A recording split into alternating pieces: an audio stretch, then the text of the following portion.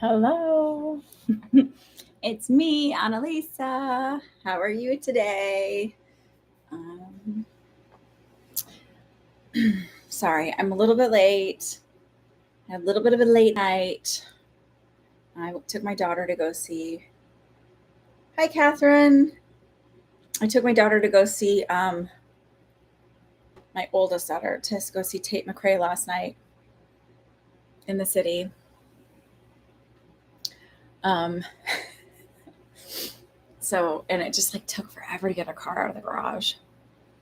Um, so was it good? So I don't consider Tate McRae like a concert. I would say it was a performance, like performance art. Good morning, Gabrielle. Um, because I don't think she's live singing. I'm pretty sure she's lip syncing. But it seemed like the crowd who like knows her and is familiar with her really, really liked the event and seemed to really enjoy it. My daughter really, really had a good time. Um, I'm not trying to be snotty.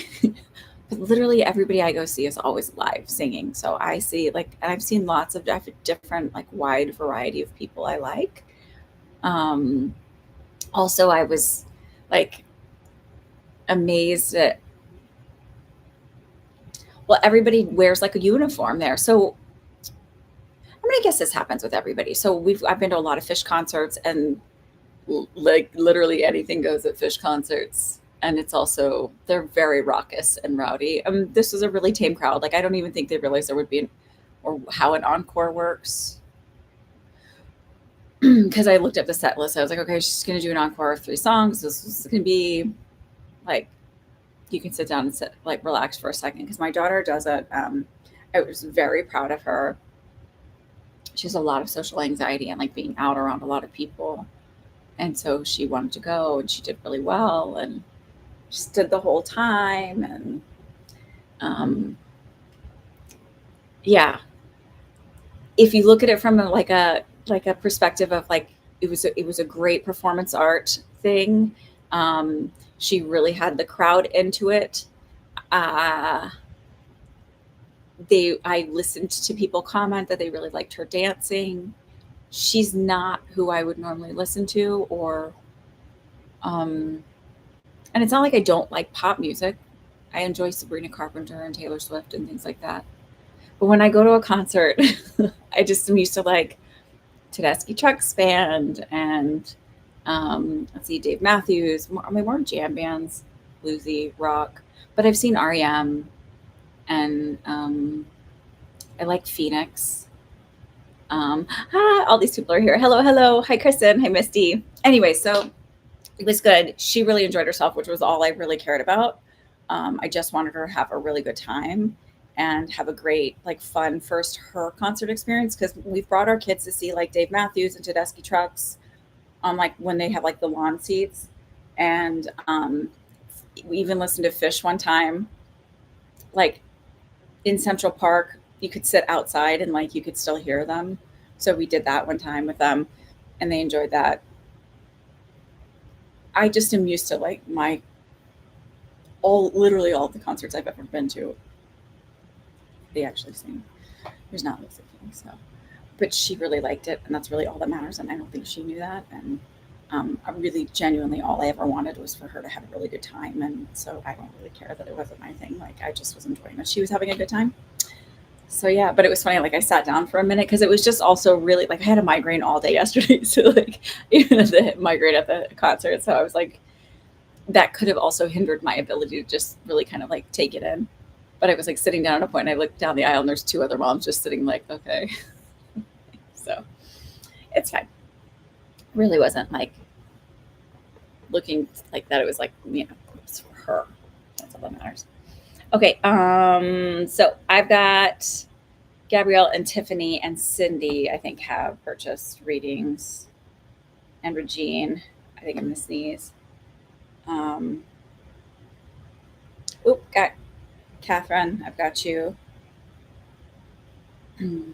So I was tired because we got home after midnight, which was like really also what I think was really funny is like I get this notification at like 9 o'clock on my phone. It's like time to start winding down for bed. And I was like, oh no, I wish I could. Okay, wait, hang on. Let me just make sure. Gabrielle, Tiffany, Catherine, Cindy, and Regine.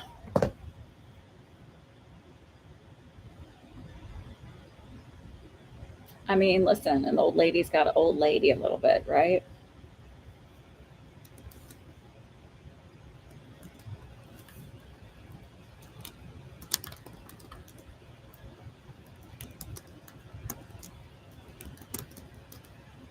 All right. Oh, Cindy should be CB. Sorry. Um.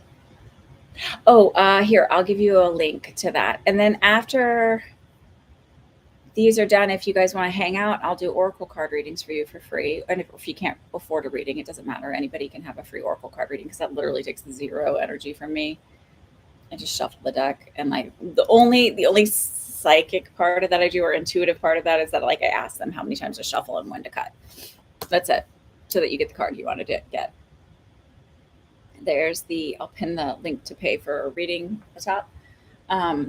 So yeah. But otherwise, I meant to put on some jewelry. Sleepy brain. Okay. You're welcome. So yeah, so it was good. She had fun. And then like yesterday we did trunk or treating at my daughter's school. In the morning I had a client. This has come up, so I want to tell you guys something because I think this is important because this came up when I conducted a message circle the other week in New York, and even when with my client yesterday. So like in the message circle in New York, I was giving this woman a compliment and telling her positive things about herself, like you're a really genuinely good person. And I said to her in the circle, I was like, I'm not driving all the way from Jersey to come lie to you about this. I don't have time for that. I don't really care. Like, that's not. So like, I'm genuinely giving you the truth here. I don't have time to come and lie to people. And I also just think like, I don't really understand lying. I mean, the truth isn't always pretty, but it's just like so much better than a lie. I don't know, energetically speaking. So yeah, so it's not that like I've never lied. Like I'm not like all Pollyanna, like I'm totally perfect. Like I've never, but in general, I try to be honest because, you know. So then my client yesterday, I was saying like she's a good person. She really is. Like I admire her so much. And I was telling her this is what I think is really funny. I don't know if I've ever seen her in person. I think no, because I think the first time she got a reading from me, she actually did it on an online reading through the church, and that's how she found me. But like at a message circle. But she's tiny. Like in real life, she's tiny. She's very small and petite. But I've always thought she was like 5'9". Like I was like, oh, I always like literally thought you were just this like because she's a force of nature, and energetically she just feels very foreboding and tall and anyway. So I was telling her like you genuinely are a good person. She's my only client that I'm cool with coming once a month, if she wants to. Uh, because she's not coming out of like desperation or like needing me to make the decisions for her in her life. I would not allow her to do that if that was the case. I don't want to create a weird codependent relationship. Y'all know that. Um, but I told her that like I'm not going to keep doing readings for you if you're a crappy person. I I block people on here that I don't think are a good fit for this group, not because I'm like being exclusive, because I don't want someone coming in all the time asking for free readings or saying they can't do something and trying to get other people to pay for it. Or there's this like, I just don't feel like I'm not extending my energy to every people. And it's not that I don't have a heart. It's just, if I think people are mean or rude, I won't read for them. I had a woman reach out to me to do a private event for her out in Long Island my rate for private events is $250 an hour. My regular rate is $200 an hour for a private reading. So really, if I'm going to read for 6 people an hour, I'm only upping $50, and that means I'm delving into 6 people's energy in an hour. If I'm doing little mini readings, like 10 minutes, whatever. If I'm doing multiple people, that's like a lot of energy I'm swimming through, and potentially for up to an hour. Plus, she wanted me to read for like 15 people, and she's like, "Okay, so you can get it done in like 2 hours." I was like, "You can't do, like, mathematically, it doesn't work doing." She was like, 10 to 15 minutes, and you need to do it like in 2 hours. I was like, I can't read for all of your friends in 2 hours if they're 10 to 15-minute readings. Like, mathematically, that just doesn't work.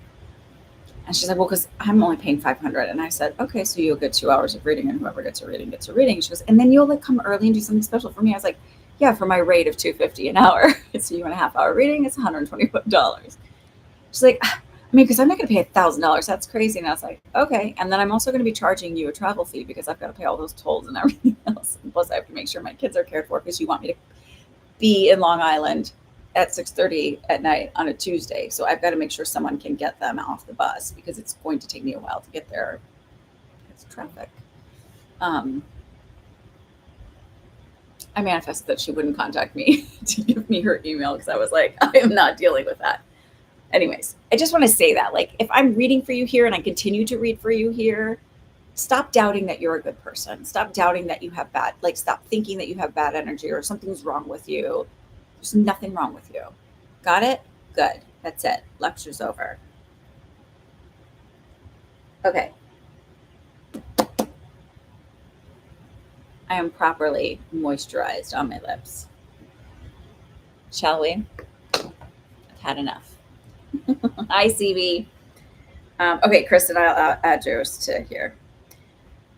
I also had a cute thing when I did an event recently for somebody at their house, and they had done a reading. I done an event for them a little over a year ago, and one of the women who I read for previously, she like came in very pregnant, just very cute, and I was like, oh, you're expecting? She's like, yeah. I said, did I predict that? She goes, you did. She's like, the sex and the month, like literally all of it, you predicted it. And I was like, what?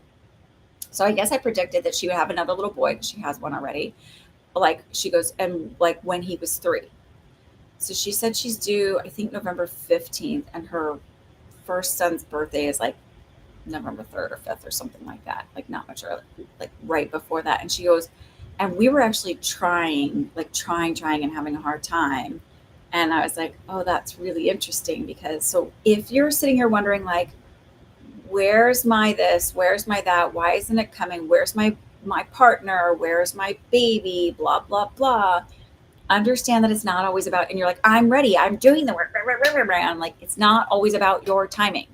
That baby, for whatever reason, was supposed to be here after her other son was 3, so in November. It's not always about your timing.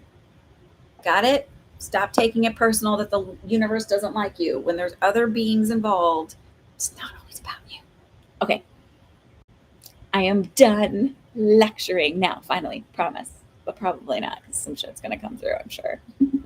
Okay, let's start the readings so that we have time for everything. And then if you want to ask political stuff, what's going on in the world, please do that. I don't mind. I will answer that for everybody for free. Gabrielle, what's your question, dear? Are you here? If not, we'll move to Tiffany.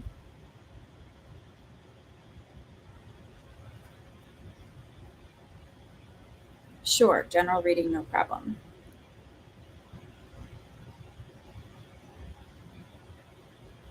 Mariana, I got your payment too. So let me add Kristen and Mariana to the list. And then I will shut my trap and do some readings.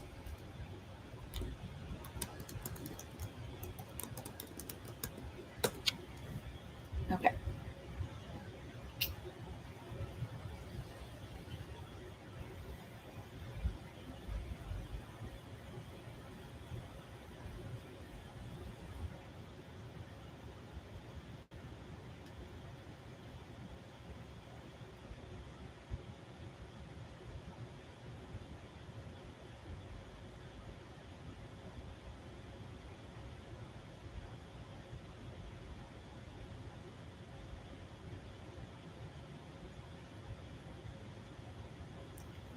this Olivia Dean song out of my head, so I'm gonna send you the name of it. You can look up the lyrics and see if it makes any sense. Let me just go onto this playlist.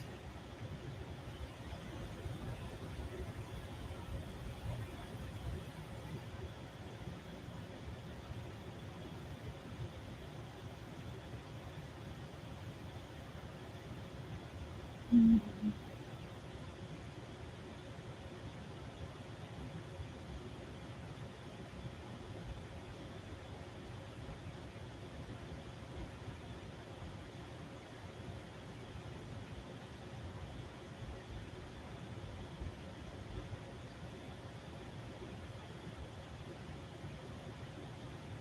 Sorry, I'm just writing in the lyric because I can't think of the name. Oh, it's called Dive, like diving into a pool.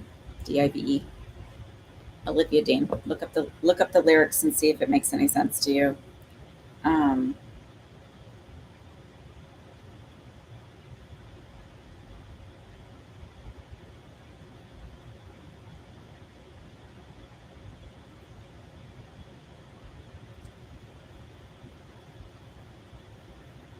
oh, so I'm like, how would this apply? Because I know you're married.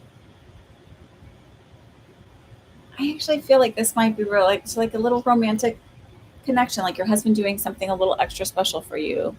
And it could be going to last night, where it just made you fall a little bit more in love with him.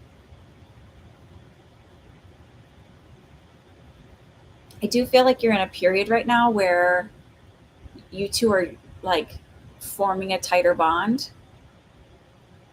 Um, and oddly enough, I feel like your mom is sort of the catalyst for this.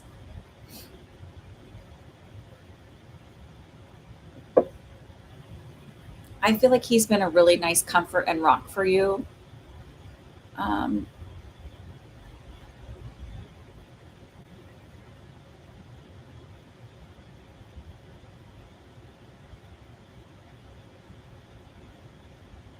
oh, great. I'm glad. I'm glad he's been really there for you like a rock.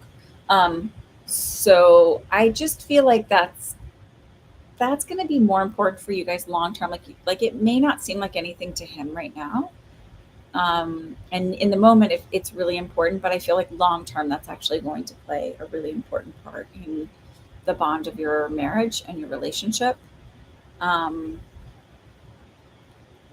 I'm laughing at myself because my head, I like sometimes I think I'm cynical about relationships. I'm like, see, I'm not. Sorry. uh, um,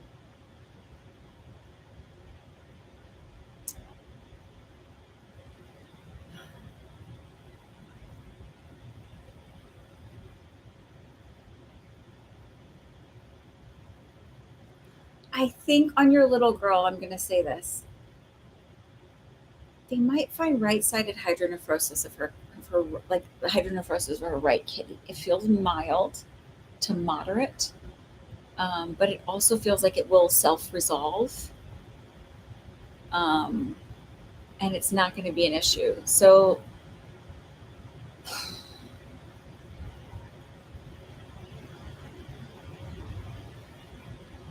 or maybe it's mild, but I even feel like by the time before she's born, it's okay. They're not really that concerned with it. You might want to do some tests at birth, but it still feels like it's a nothing burger. And that's not to worry you. It's just to say that that's what they might find. It might come up, but I just keep feeling like it's nothing.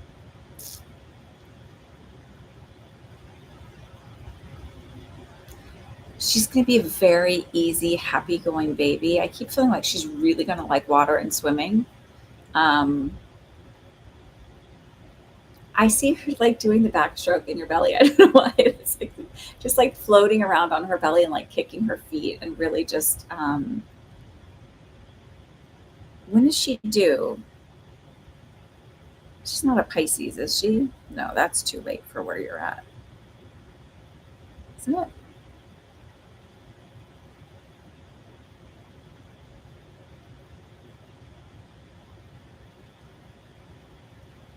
But I feel like she's just really like she's. I think she'll even really enjoy baths.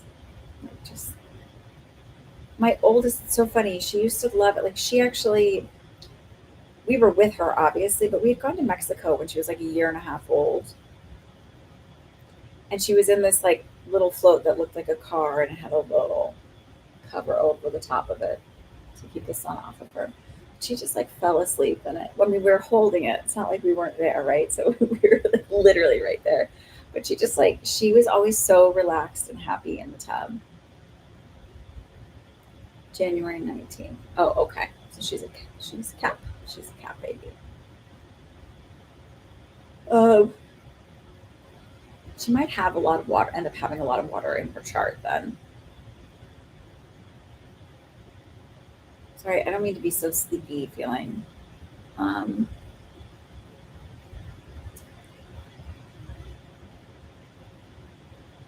I feel like she's going to be kind of a dreamy baby, like daydreamy, very imaginative, very creative. Um, very loving. Doesn't mean she won't have fire in her belly if she needs to, but I actually feel like she's going to be more easygoing than your son. And I don't feel like he's like a busy guy, but I do feel like she'll be more easygoing.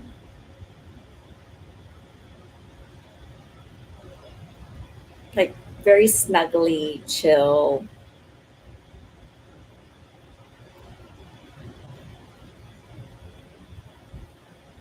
I think that so I was like, well, what do I tell her? Because I just feel like this is kind of, I mean, not that it's nothing, but um, and maybe it is helpful to know these things about who she is, and but I think the idea is like your imagination is going wild right now with thinking about all the terrible things that can go wrong, and I am not dismissing that or invalidating that in any way at all because I told you before I had, my first pregnancy was high risk. And like, I mean, when I tell you, they told me, so what's interesting about my first pregnancy, 6 years before I was pregnant, before I was even on the East Coast, I was still in Texas working at Texas Children's.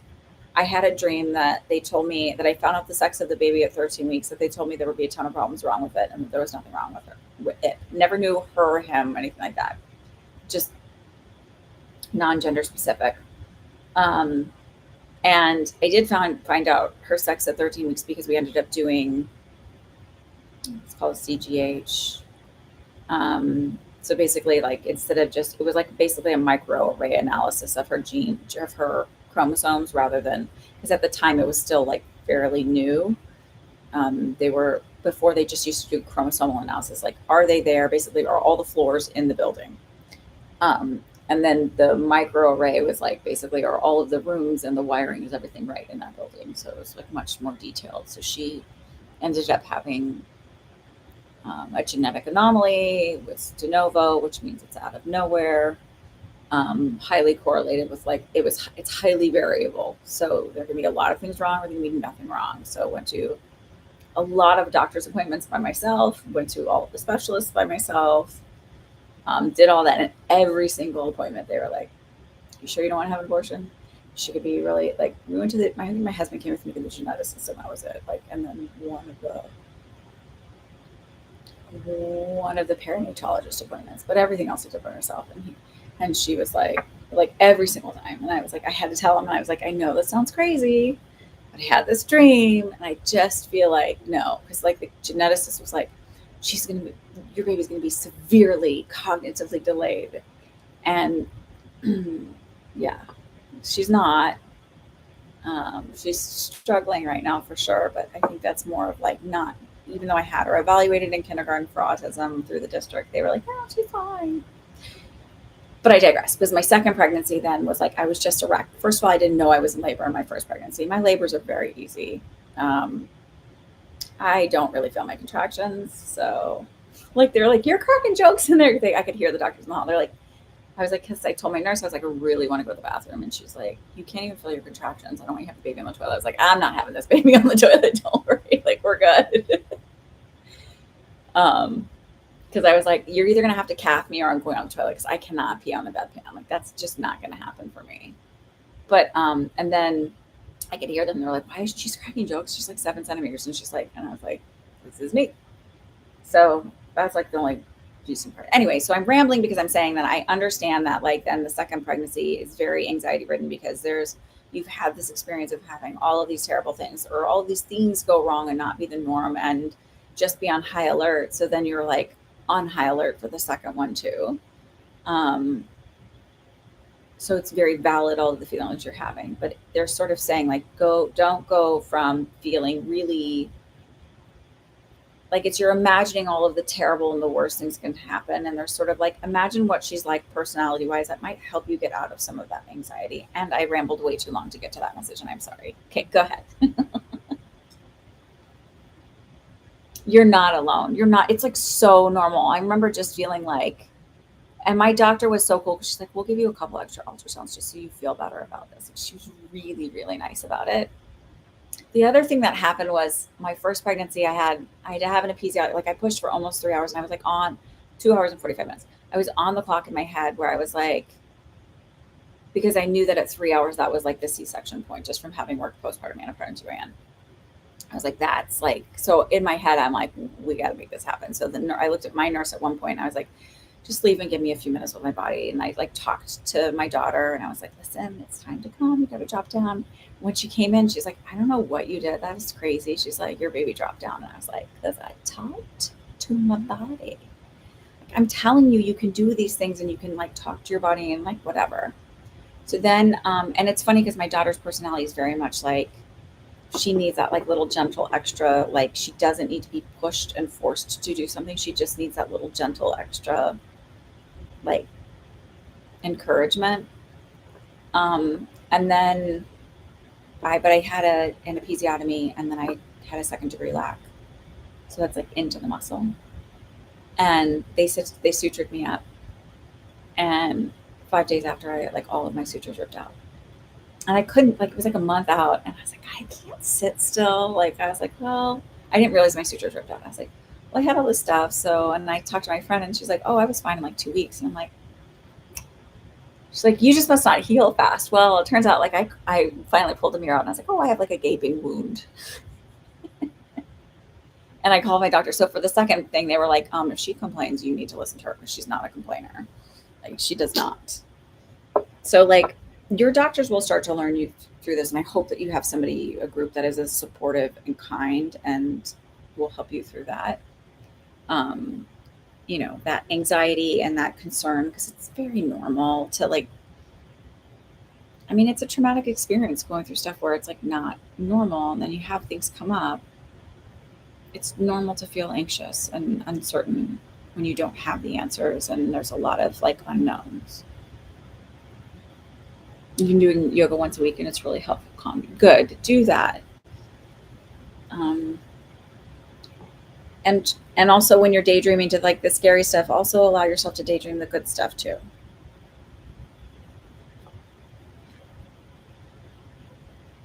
I always appreciate you too. Listen, I only keep the good people around. I get rid of the bad clients. Okay. And honestly, like I was telling my client this yesterday morning, I was like, it's weird because I want to call, like there's times where I want to like email you guys and check in and be like, are you doing good? Like, because I don't always remember all of the readings, but there's certain things that stick with me and I like want to check in, but I also don't want to create weird, like I'm trying to stay like professional. But like, I want to check in and see how you are. I think about y'all. This is not like I just like walk away from my day and I'm like, money, let's go. So, okay. Tiffany, what's your question? You welcome a check-in? Okay. Like, I like, you know, I mean, you understand from what you do, right? There's even times I want to check in with my old therapist and be like, guess what's going on? But I'm always like, okay, she's really, that's really like boundary crossing. But I also wonder about her too, because I really like her. And I was like, want to know, is her practice going well? It's why I wasn't a good ER nurse, because again, I like continuity of care. I want to know how people are doing. I want to know that they're thriving and they're like, I mean, I cheer y'all on. I want you like CB. I want you to be out there getting it. And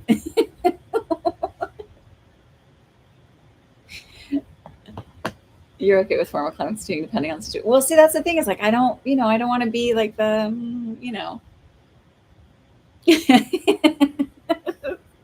I am all for people getting their desires and wishes, whatever they may be.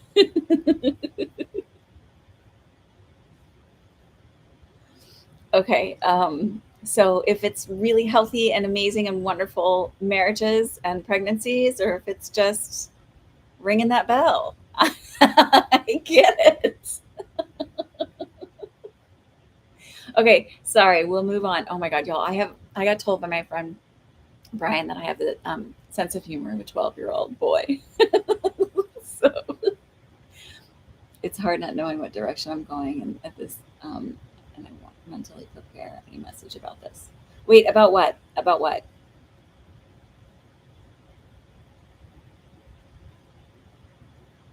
Hang on. You know what? Something probably didn't come up. I just realized I didn't have it on live chat. I had it on top chat, and it's like, what is this?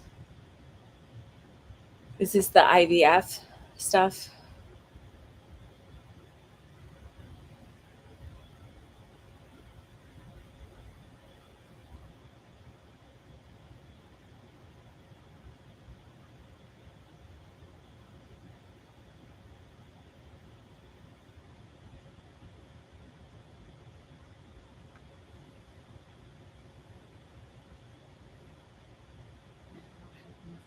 Oh, okay. Because I'm like, what's this?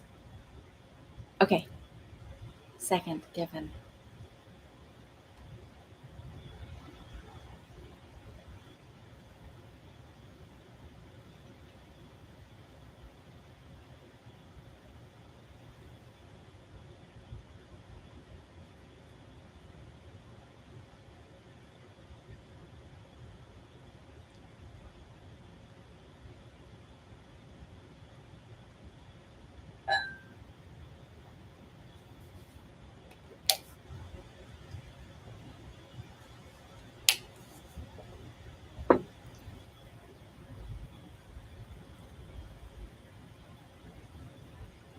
Okay.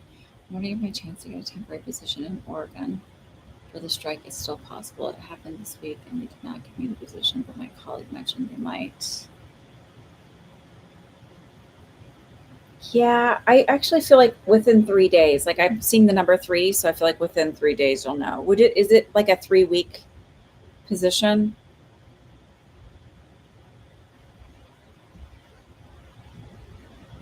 You don't know until I'm like in my head, I'm hearing you don't know until the strike is over.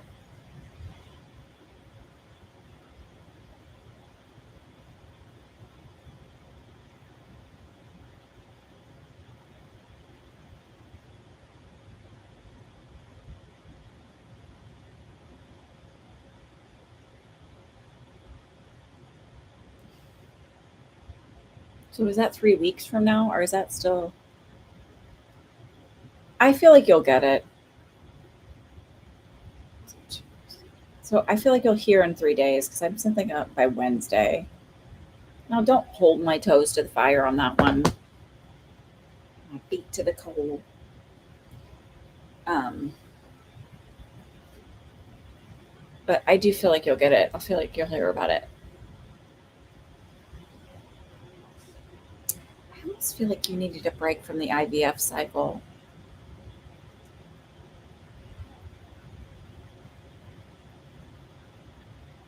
It's a lot on you.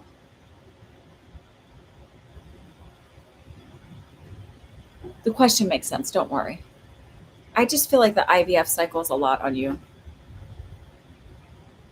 Um,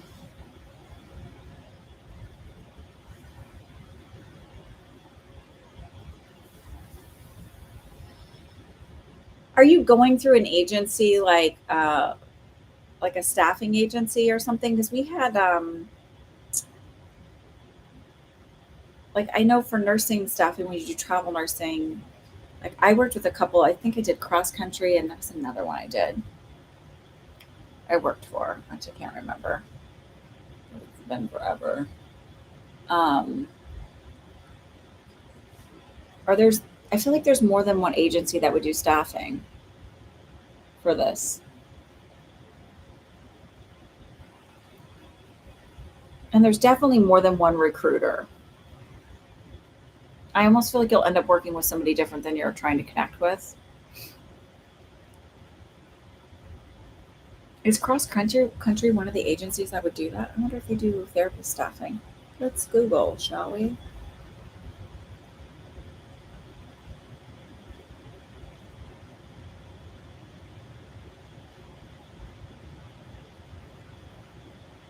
Oh, it's subcontract through a bigger one.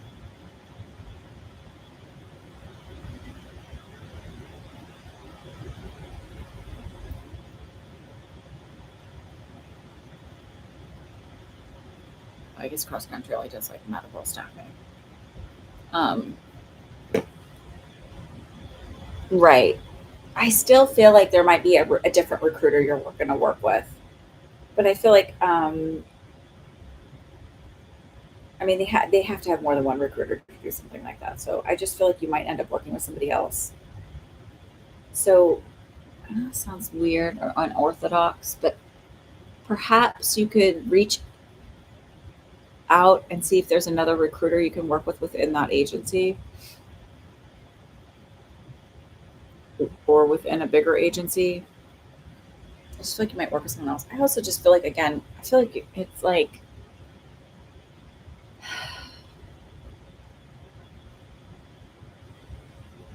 are you having, I'm going to ask it this way, and I don't mean to ask questions because feel like it's so leading, but I have this feeling that you're having mixed emotions around the IVF, like really wanting a baby, but also this is really hard on your body and it feels exhausting. And so then there's also that part of you that feels a little guilty that you've been pushing for so long and yet you just feel like you need a break. Does that resonate when I say that to you?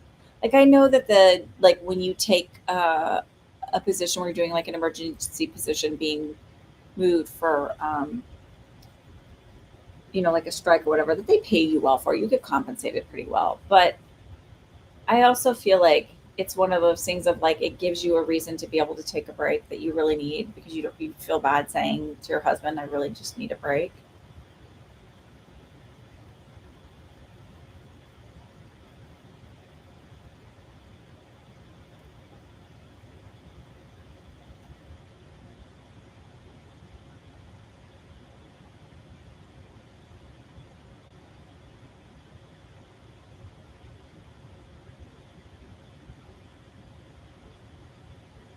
You've waited for the IVF cycle to come around for so long. Gotcha. Hmm.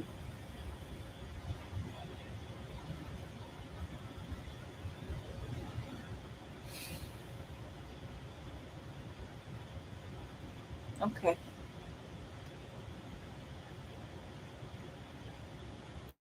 I don't know. There's something about 3 days, so you should hear something about 3 days.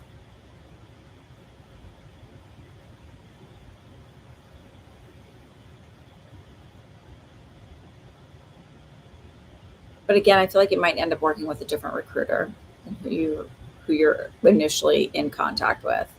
Um, they're overwhelmed, but I also feel like that person in particular doesn't have great executive function skills, and so it's like hard to multitask for them. Pardon my yawns.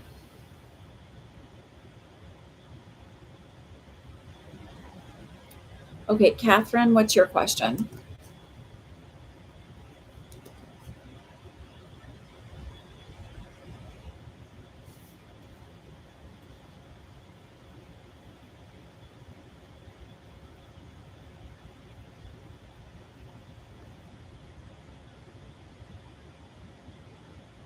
Okay, you're welcome, Tiffany.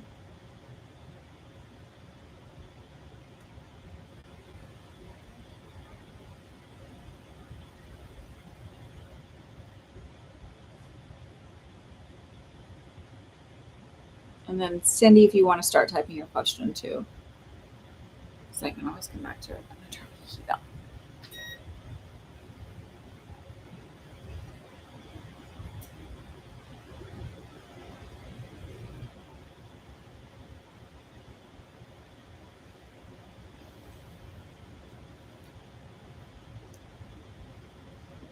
You have 3? Did I miss that you paid for 3? Sorry, dear.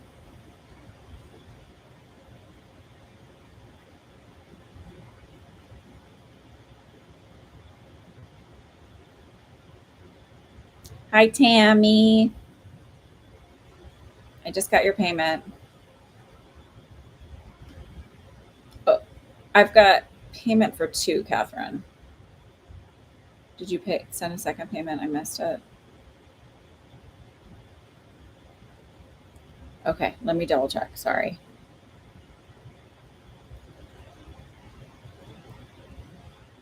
My brain's a little mushy. A little mushy this morning. Yep, you did. You're good. Sorry. I'll fix that. Okay, so let's go. Let's do 1, 2, 3 quick. Let's get them done. Sorry, I missed that.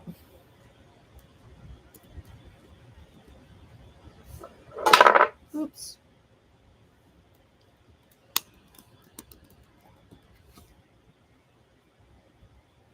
Can I see number 1? Let's see. You didn't get into the counseling problem while I get into the full funding starting next fall at Naropa.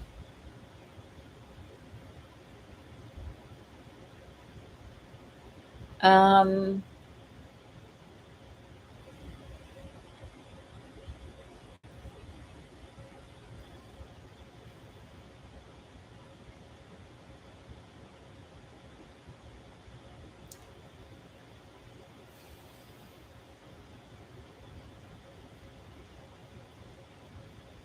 this is weird because you're saying it's the full funding one, but I'm like, I don't know if it's I know that you'll get into the program. I don't know if it's exactly where you're at or whatever. Because you're like, I know what I saw before where it was like, yes, you're going to go do this and finish it and that you'll get some assistance. I don't know if it's fully funded. I don't know what that means, right? So maybe it's like, well, they pay for all the schooling, but they don't pay for the books. Or maybe there's some aspect of it where it's not 100%. Because in my mind, fully funded means housing, like tuition and books, maybe even a stipend for food. Like, but there's an aspect of it that's not fully funded.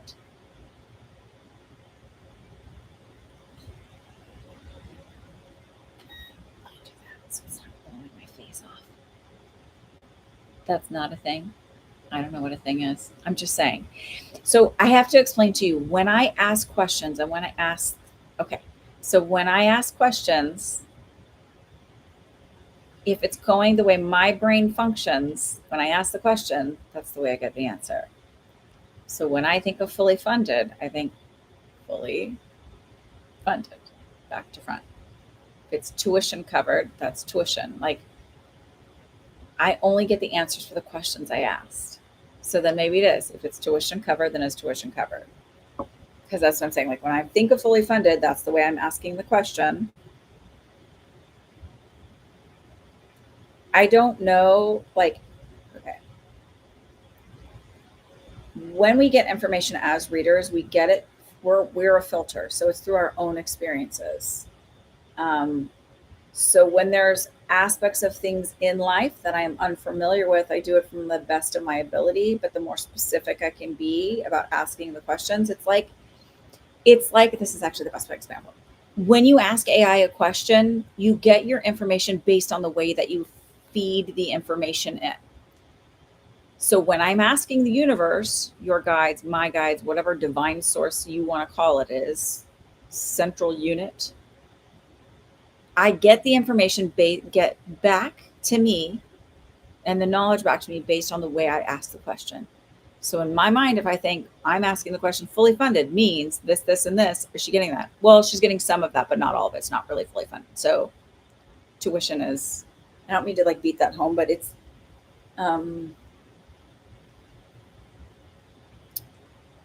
so I don't know. Yeah. So if it's not a thing, it's not a thing. But the way I'm asking it, fully funded means to me, you get everything. Right. So it's how I prompt the question is how I get the answers. So that's why I'm like, sometimes I'll be like, I'm rewriting your question because you're not going to get the answer that you want from that. I know that. So you're going to get partially yes. And I guess they're sort of telling me too, where it's like, well, she's getting into a program, she's going to get this, so it's not. And I think, and I'm not trying to be rude about this. They're sort of like relax a little bit about it and kind of let things unfold without panicking. Um, and I know that's easier said than done. So they can fuck all the way off sometimes too when they say that. You're like, you just like let it happen. You're like, thanks. Because I've gotten that in readings before too.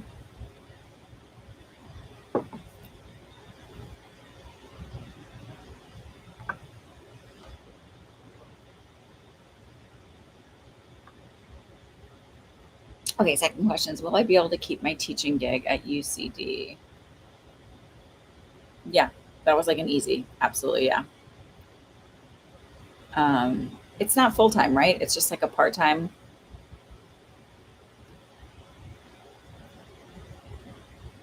Yeah,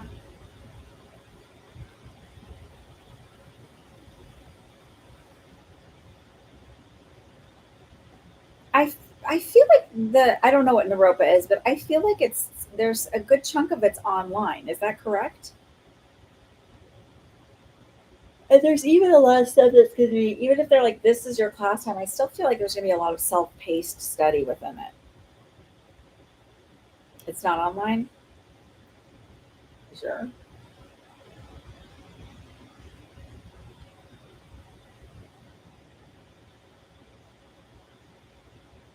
It's self paced. This is what I said. Okay. Yeah, you're going to be able to do it. It's fine. You're fine.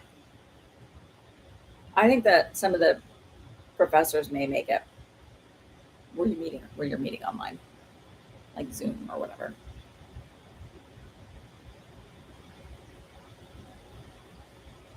Is it normally like a school for like, sorry, not recruiters,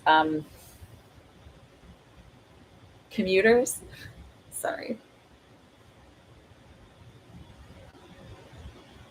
I didn't have caffeine this morning. I had this tea and I just now I feel a little loopy and tired. It's not a loopy and tired tea. I think it just relaxed me. It's like burdock root and horsetail, dandelion root, soursop leaves. What else is in it? Mint. Okay, so is that three? No, Naropa is a world-renowned Buddhist university in Boulder, Colorado. Oh, okay.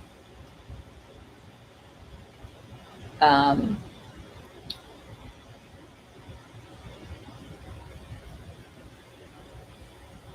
it's by February 19th.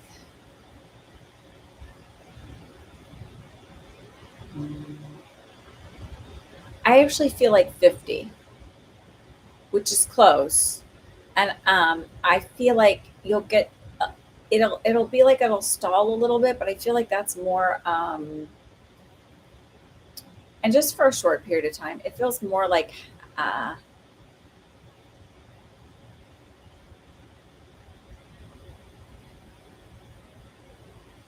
you might end up with like a little vitamin mineral deficiency, and then once you kind of get that back on, it starts to fall off again really easily. And I feel like you'll have 70 actually by March, so not long after that. So it just feels like there's this little stagnant thing, and then you're sort of like happen to have a doctor's appointment or follow up, and they're like, "Oh, you're deficient here." They might even give you like a banana bag or something like IV, where you get like a little boost of vitamin B. I also think your iron might end up being low, your ferritin levels, and that actually can affect your own metabolism. So I feel like something happens where you get that and you kind of get boosted up, and then you start to get the drop again. Um, 'Cause I do feel like in January you feel a little extra tired, a little sluggish, and that sort of prompts, maybe that even prompts you getting a doctor's appointment just to double check all of your levels. And really, I think you can get labs drawn now where you don't need a doctor's order. You just order like lab levels. I think. I might be crazy saying that. But I feel like Quest has that. Um, but yeah, I just feel like it does. And I don't feel like you're, well, I'm going to say this. I don't feel like you're far off from 60. I feel like you're like 55, 50, 55. Like it's not like this huge disappointment. It's just, and more of like, oh, okay. I don't know if that may or may not resonate. But it doesn't feel like I'm disappointed about it. It just feels like a curiosity of like why there's been a little bit of lag or why I feel extra tired. And I feel like by the end of March or mid March, you're at like 70 gone. So,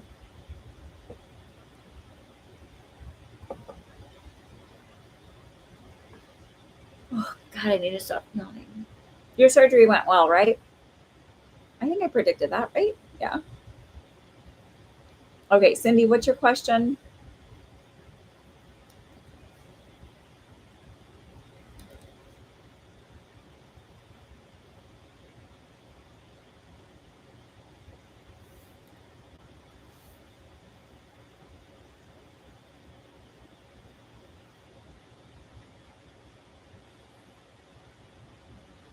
I'm supposed to go apple picking this afternoon with two of my girls. I want to go to this place. It's like an hour away. I like their apple varieties, but man, I'll take a 20-minute cat nap before we go. This is about my old friend Net. I'm trying to schedule some additional casual time to know.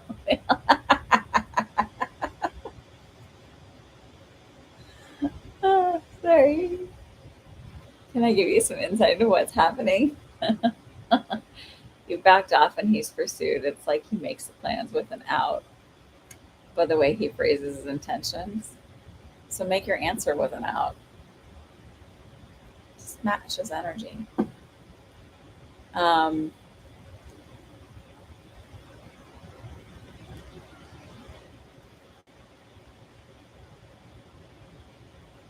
I mean, I hate playing games, but like sometimes you just kind of have to act like you just DG, you know, DGAF.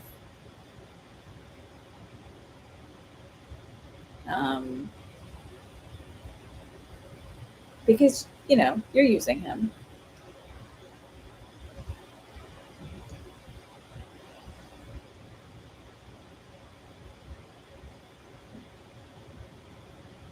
I mean, you just want him for a good time. He's not for all the time.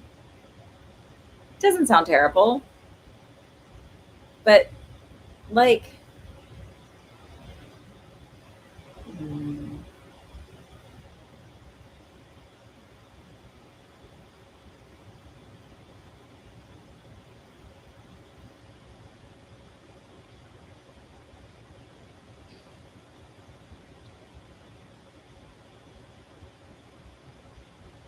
I mean, okay, but he is discardable. Anybody's discardable. I don't want to be like crass or flippant about it, but the truth is like if somebody isn't giving you what they want, what you want, if they're not able, and it may not be because like it's not like not demanding, but I'm saying like if they can't show up in the way that you need them to show up, like they're discardable.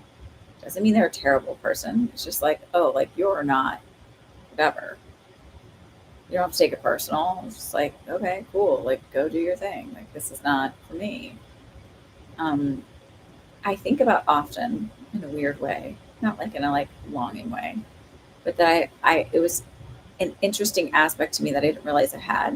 I was dating this guy before I met my husband, obviously. Oh, I would clarify that. Um, and like I knew we weren't ever going to be anything more, so I was like just killing time. So like whatever, somebody to hang out with, somebody to, you know. But um, I was like, hey, I've got your sweater. You want it back? It's like a nice sweater. And so we met, and he's like, you knew it wouldn't work out. I was like, totally. But I had fun watching him like be like squirming out of things. I thought it was interesting to watch him be like try and come up with excuses for things or like I don't know. I just thought it was funny. Like it became this like social observational experience of like watching people. I think he's thinking that he's mean, he's still kind of healing from his other stuff, and it's this idea of like, which, God damn it, a lot of guys have that too, where it's like, well, what if there's something better out there? Instead of like really fully jumping in and giving it a chance. It's not that there's not better, but it's just that's their thought process. And also, I think he's worried about um, getting in too deep too quick, given that you're still where you're at, right? You're still working through everything with your ex, and ironing out all those details. And as much as guys want to think, because I won't call them boys because they're grown ass men at this point, that's what we should be dealing with, right? Um, I have noticed, and maybe it's not every man, but I have noticed a lot of them, whether it's as just, I used to have a lot of guy friends. I grew up a tomboy. I just hung out with a lot of guys. Probably my neurodivergence drew me into them because they're just very direct and no, like, there's just not a lot of social difficulties there. I don't want to call them simpletons, but like, there's not a lot of unwritten rules. Like, they're pretty just like what you see is what you get. Um,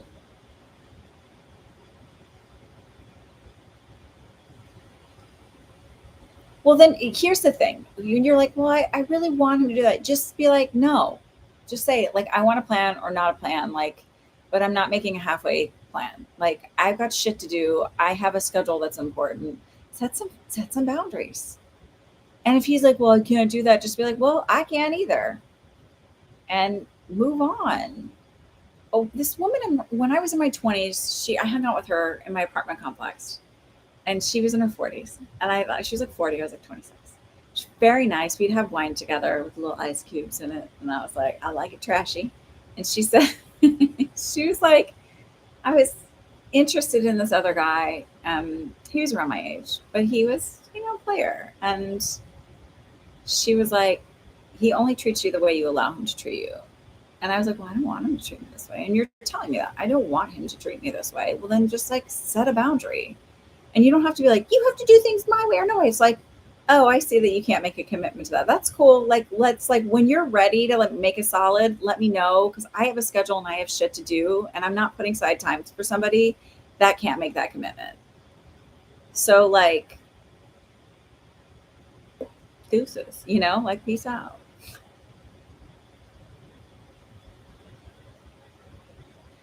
Period. I mean, you don't make a plan with a friend like that. I mean, okay, I do have friends that make plans like that because we're all just like, I'm like, well, if you feel good enough, because I have a friend who has a lot of health stuff. And I'm like, if you feel good, let me know. But like, if there's a cancellation, I don't like, if we cancel on each other, we're neither of us is like, it's like, well, we'll get together when we get together. But like, you are grown-ups. He cannot be a man child, and he can make a commitment to it. And if he doesn't want to, fine. Like, and you don't have to be like, you have to do what I want to do. It's just kind of like, all right, cool. Look, it sounds like you don't have a solid plan, but I have a schedule. I have things I have to fit in. And if I'm going to set time aside from you, I don't feel like being blown off. So when you can make that commitment and you can pen me in, let me know. I'll see if it works out in my schedule. But like, I like solid plans. This is the type of person I am. I don't want to be left on red. You know what I mean? Like, we're good, and that's okay. You're not a bad person, but like, that's not what I'm looking for. Right, but you're allowing him to not value you. Let's be real about that. And I've been there. So I'm not like there. This is not coming from judgment. This is coming from somebody who didn't have boundaries. Like, was the like, why won't he? It's like, no. And sometimes that means like you tell them to go pound sand. That's okay. Like, when somebody can't show up the way you need them to show up, they're not meant to be in your life. That's okay. And you don't even have to be like, the simpler the better, the cleaner, the clearer the better. Um, the minute you start talking about your feelings and emotions, not like they didn't, but like, he's not on board for that. He just, and the minute you're kind of like, that's cool if you've got all that other stuff, but like, I've got stuff too. So I'm not looking for anything serious. I just was like comfortable with the fact that I knew you. We had fun. and I'd like to have some more fun. Say what you want. Don't feel guilty about it. Don't feel like, I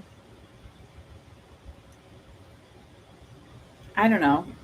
Let's not continue to subscribe to the patriarchy and white supremacy about how we have to be chaste, and like, how does that work if 50% of the population gets to be total and the other half has to be totally chaste with no experience? Doesn't work. Math doesn't math. Yeah. So it's like, hey, I like to have things scheduled. I like to know what my plans are. I don't like to feel like I'm dropped off. I've noticed you do this. So, like, when you can make a solid plan, cool. But otherwise, I'm considering this a nothing burger. Like, it's nothing. No, don't send him a follow up. If he's made a plan with you, like, don't. And then if he cancels on you, like, just be like, whatever. Or like, if he's like, hey, do you still want to get together? Just be like, oh, you didn't like verify that with me. So I just assumed your pattern had shown me that you tend to cancel and drop off. So I just assumed I made other plans. Feed him some of his own food.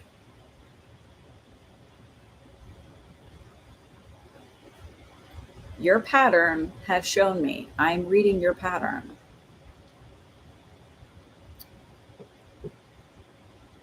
Nah. So, no, don't respond to him. Just go silent. No, no, no. We are not giving that energy. No confirmation. No, that he is not acting like a grown up. He is being a man child. Grown men confirm.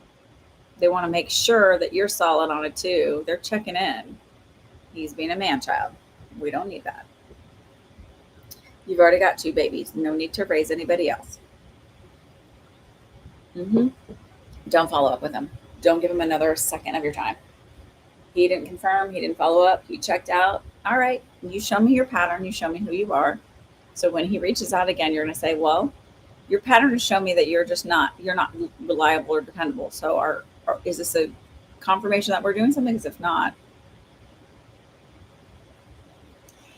he is not the last thing in the world. Just remember that. There's more of them out there.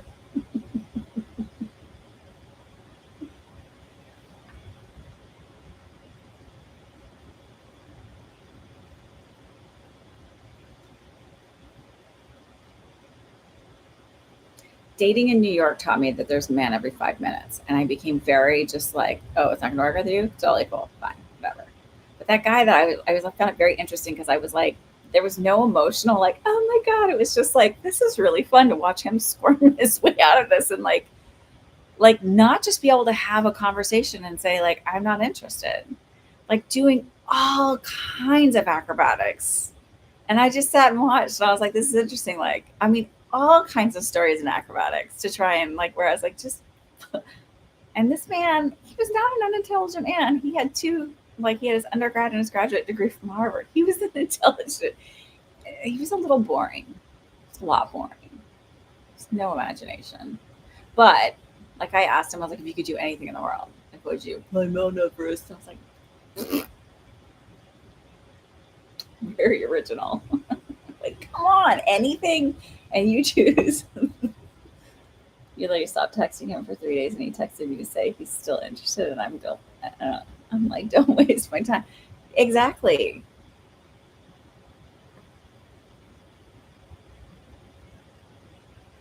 Be open to meeting others. Indeed. Okay. And sometimes some of the people that come into our lives are about teaching us lessons about ourselves and about like just observe what your responses are and then sort of like be like, well, do I really want this? Why don't like then how do I approach it? Like, what would I tell a friend? Like, you wouldn't tell a friend to text back and follow up and check in. Like, stop that. He doesn't deserve that. He's already shown he doesn't deserve all that.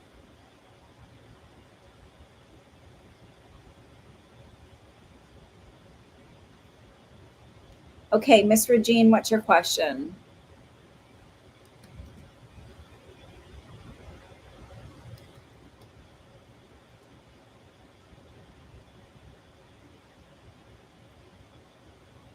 Look at you. What do your guides want you to know?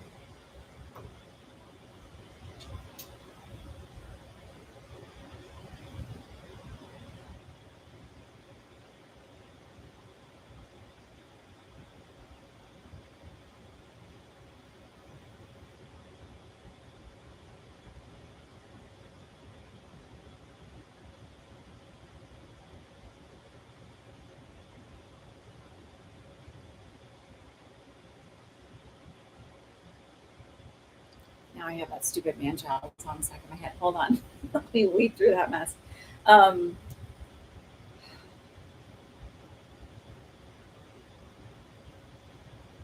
I'm going to say this, and I'm not really sure. I'm going to wiggle my way around and figure out where this fits, but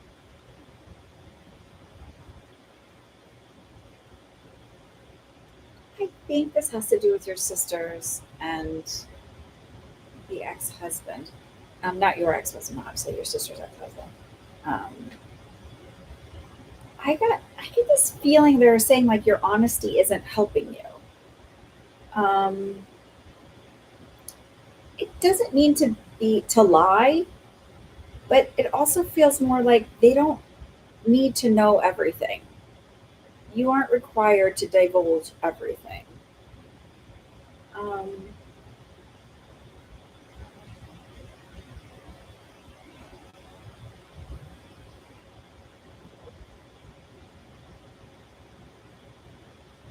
I just feel like there's been a lot of like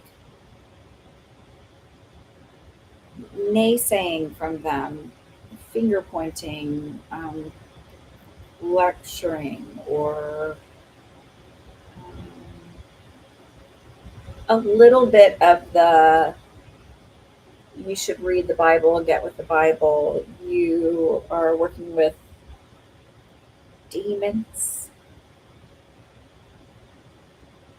I don't know, does that resonate when I say that? Hi, Katrina. Let me see. We've been on an hour, and I might have the list closed just because I still have like three other people after Regina, and I want to have time for the Oracle card readings. So hang out for the Oracle card reading, and then you could do a paid one next week. Regine, does that make sense when I'm talking to you about like, oh, please give me the thumbs up, all that stuff, even though only a few of you come. So like it's something. Um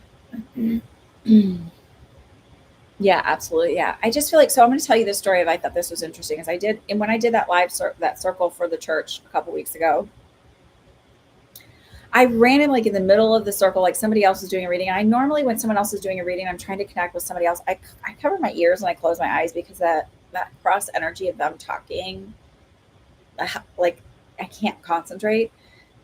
So I'm like sit there looking like this. But um, so I felt like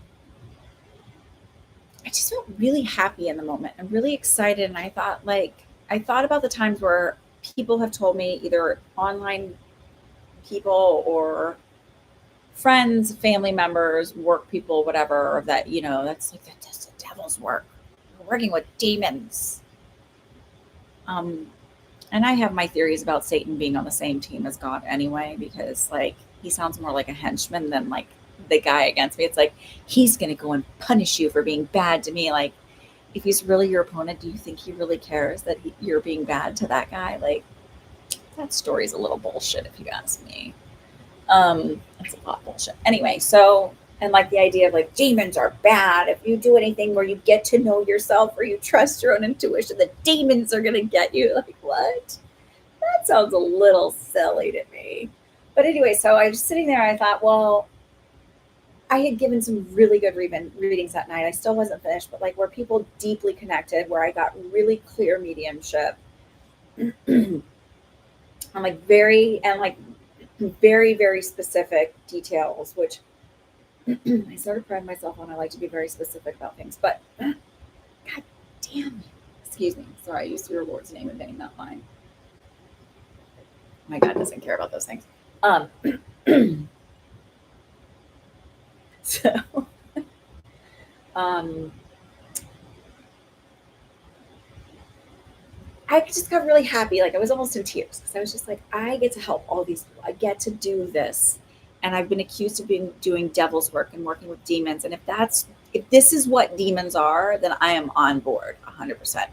And so like the very next reading I ended up doing, like I was drawn, I had just done a reading for Who Was Her Brother. I didn't realize, I thought they were just friends.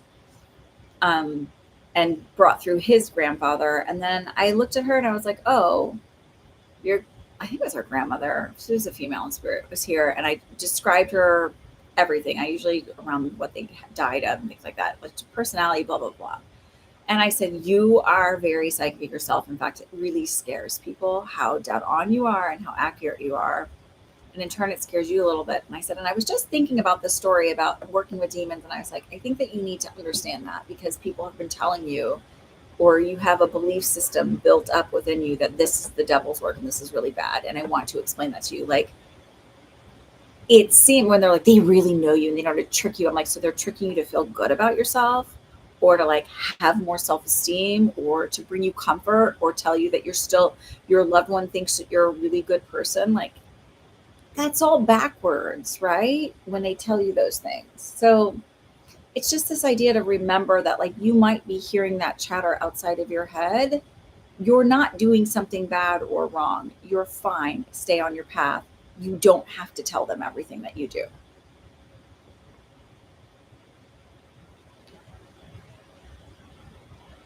Maria, these are not free readings. These are paid readings. If you want to stay and hang out for an oracle card reading, that part will be free. But the other stuff is paid. It's $12. I donate 30% to the Community Food Bank of New Jersey because every dollar provides 3 meals.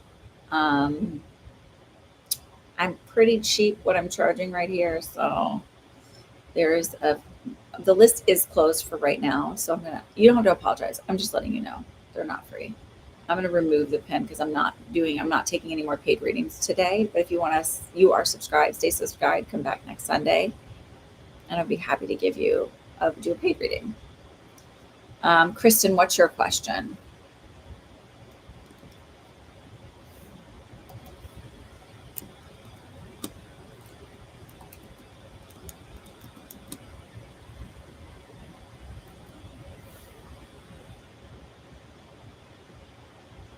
You're welcome, Regine.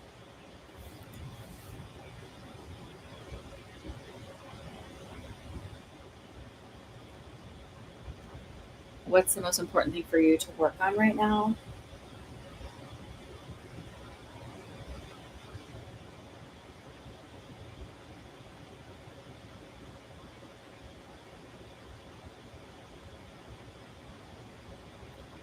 Okay, so I heard ready self-care, some of your wounding, like healing a lot of that. And I also feel like do you have a smaller child? I feel like it's a boy, but I could be wrong about that, so don't hold my feet to the fire on that one. But it feels like I maybe lose my temper a lot here, or I'm not as patient. Um, and it's sort of this idea of like when you start to work on that, like focusing within yourself and sort of calming your own nervous system, it allows you to offer a lot more peace and grace to those around you. And so the things that are triggering you now won't trigger you anymore. You'll be able to approach it with a little bit more um, empathy and understanding. Hi, Julia.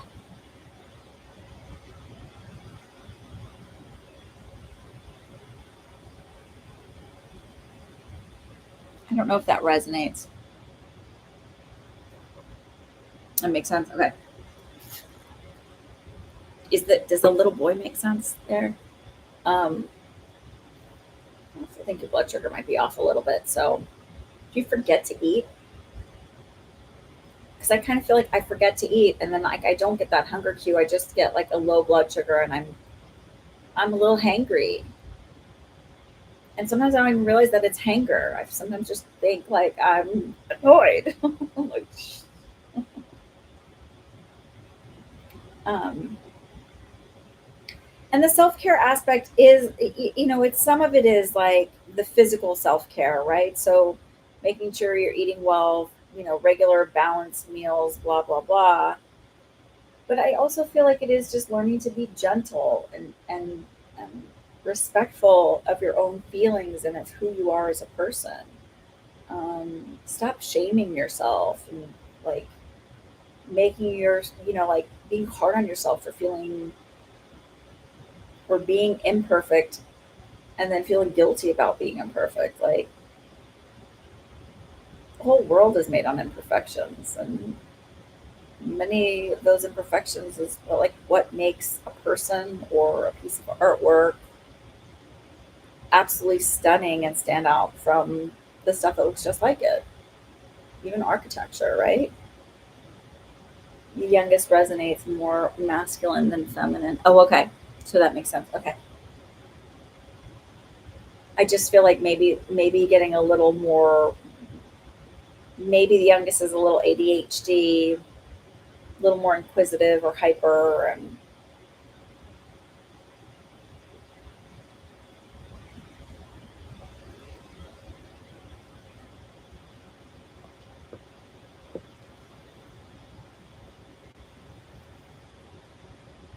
I swear I can't stand the way this films.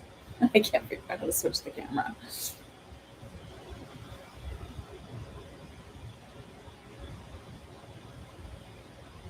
And stubborn, yeah. So are you, yeah. That's okay. Like people complain and say like stubborn's a bad, as if it's a bad character trait. But really, it's also the thing that like allows them to set boundaries and be like, no, that's not okay with me. So while it might frustrate you long term, that could actually be pretty beneficial to them.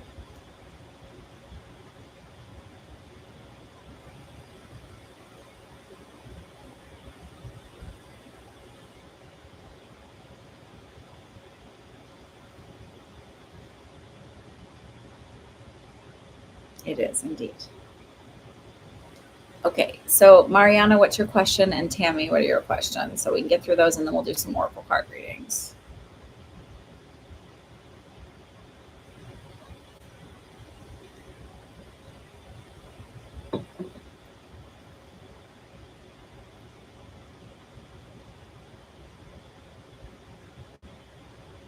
You're very welcome, Kristen.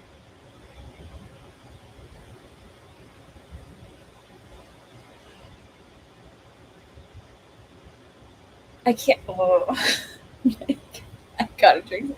I want to take a 20-minute nap, I think, before we go apple picking, or it's going to be a disaster me trying to do anything. Question about where I live and whether you see us moving to a bigger place. The current condo has some major structural issues coming up. No money. Didn't I mention a crack in the ceiling? Like you were looking at that one apartment within the building, and I mentioned a crack in the ceiling.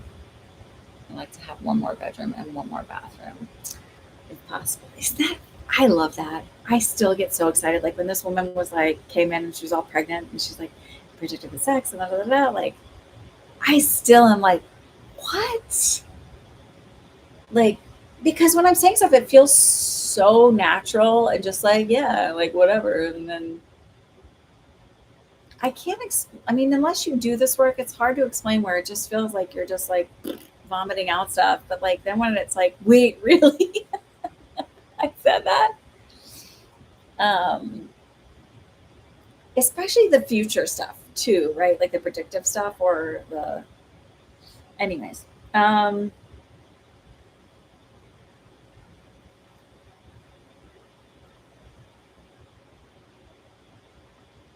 is your city on a fault line? Like I do feel like there was either a pretty big drought or something like that recently, but I also feel like your city might be on a fault line. And is your building on a hill? Because I see like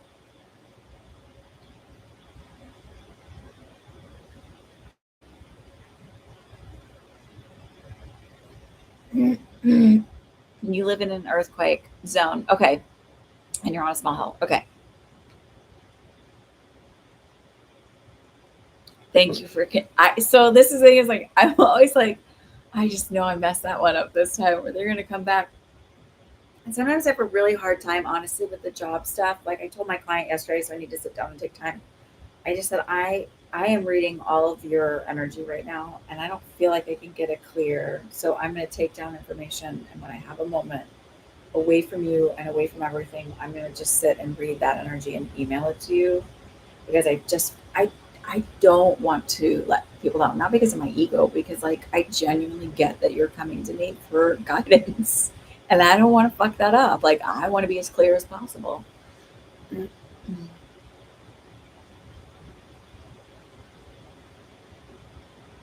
Um, Okay. So I feel like I'm going to say this. When you find a place, you're not going to be in the city proper. I feel like you're going to be just outside of it, which offers maybe a little bit more stability in the land where it's not quite as hilly.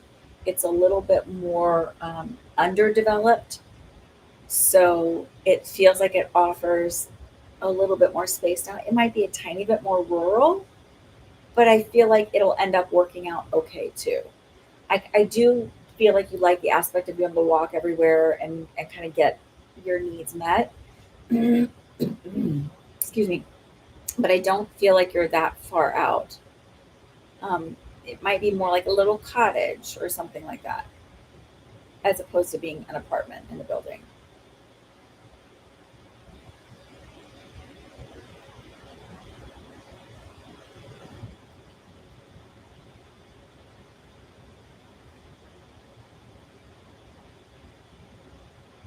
Yeah, so that's what I feel like it'll be. But I just feel like you're gonna be slightly on the outskirts. So like the downside of it is you don't get the walking and the ease of getting the things that you need. Um,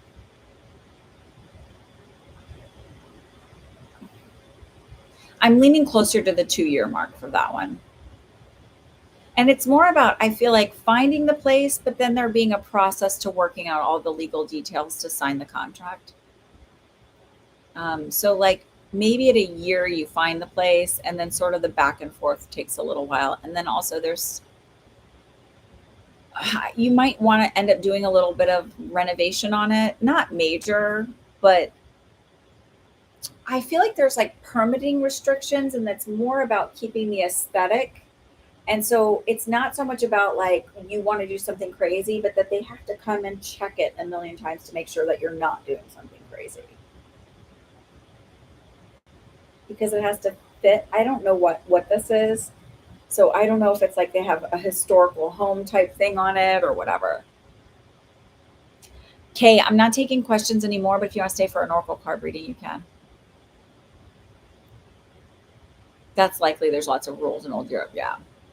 That's just a feeling I get. It's like it's not really that it's like it's just like having the person coming back and forth and like be like, okay, you're not putting up this like 1970s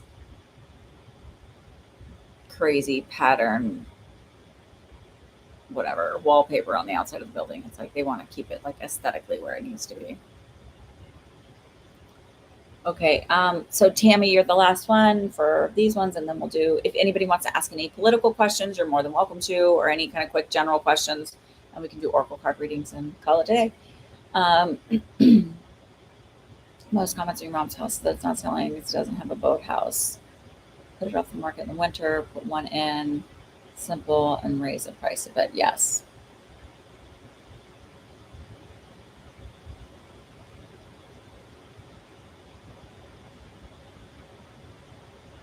Yeah, that was an easy. Yeah. Um, Consider it, it's like, so rather like as you're moving through it with the money part of it, aspect two is like, don't look at it like, "Ugh, more money I'm dumping in. Just like, this is the investment to get me what I want and to get this off my hands. I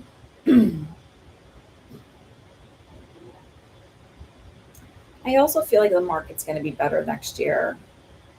Um, this is just in general, so this isn't necessarily for you, but I just feel like people are really fired up for the midterms. Um, and there's like a hopeful energy that kind of starts to hit for next year where people are really hoping for the turnaround. Like they're frustrated and fed up, but like the hopefulness of the turnaround and some of the economic struggles that are here or difficulties. So yeah, um, I feel like there's going to be a little like uh, feel good about the economy. You know, a lot of these stores that are doing a lot of these like inflation charges and things, there's going to come out more about, I don't know how it gets penalized, or something's going to come out more about it, or there's going to be some laws put into place that are actually held. I don't know. Politics question: what do you see for the months of November through January post midterms? Um,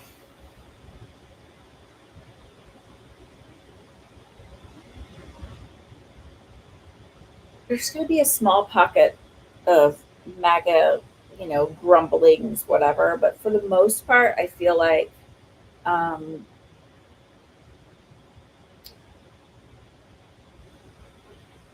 it feels like momentum of hitting the ground running and moving forward. I also feel like in 2027, that's when they start really being able to push like an HCA, a better program for um, universal health care, like genuine one payer universal health care. This is not an impossibility. This idea that people push, like, oh, it's so progressive for everybody, it's so socialist. Like, well, what should our taxpayer dollars go to? People are I don't want to say becoming more aware or awake, but the age of Aquarius is like, this is like pulling back the veil, right? This is like, no, no, no, like old systems are dying. That doesn't work anymore.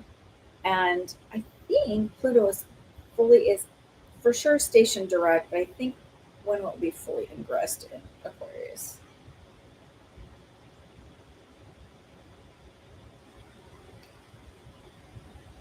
November 19th. Wait, hang on. Wait, that's not right. Let me do.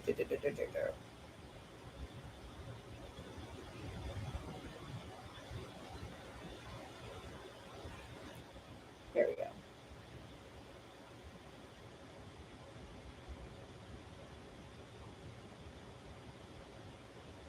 So it's station direct now. So, but the further it gets in, the better it is, right? So it's still kind of got that hazy energy from Cap. So we're still sort of going, but that's kind of what this all ever. Everybody's like, wait a minute, like you're screwing us all and putting us against each other. What? Like no. So you're going to see a lot of upheaval at 2020 in the 2026 elections. It's the same reason why you're saying Marjorie Taylor Greene now all of a sudden be like, wait a minute, she wants to keep her job, and she's realizing that like nobody's buying the old story anymore. Um,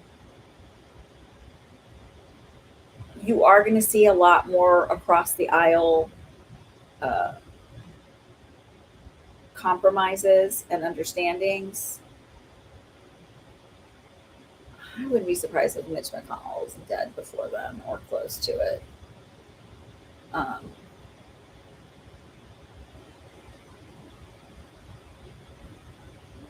I know that he said he was in his last term, just retiring or whatever. There's going to be some surprises of seats that you thought would never, ever, ever, there's no way in hell could ever turn blue, will be turning blue. And I keep feeling like a lot of the plans for MAGA, like a lot of it is like just backfiring. Everything's backfiring.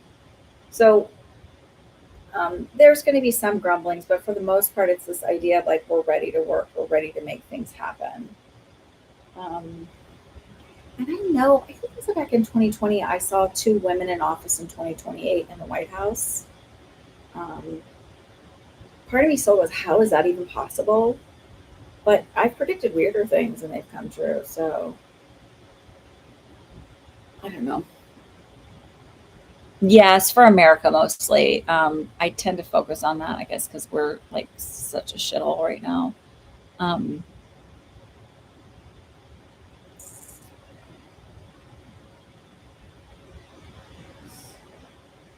I would say that you'll close within 3 months, Tammy, if you do the boathouse.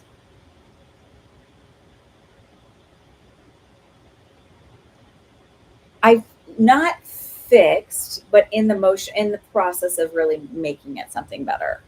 that's not something they're going to fix overnight. It's just like, it's just not, because they also still have like, when you have insurance for profit, I think that started under Reagan, where they said you could do insurance and medicine for profit. I feel like they're going to start walking back a lot of that, because what they're finding is private equity firms come in and buy these things up, and they just don't make it possible.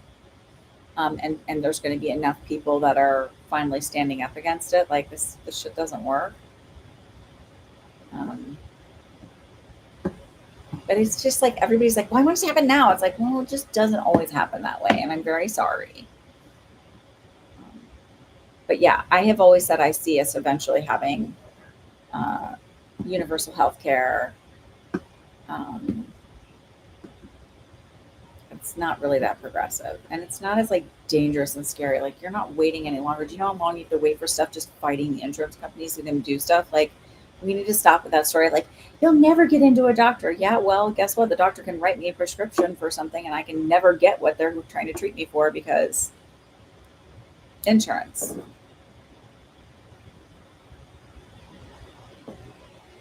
So I don't want to say it'll be fixed, but it feels like it's moving towards having something better.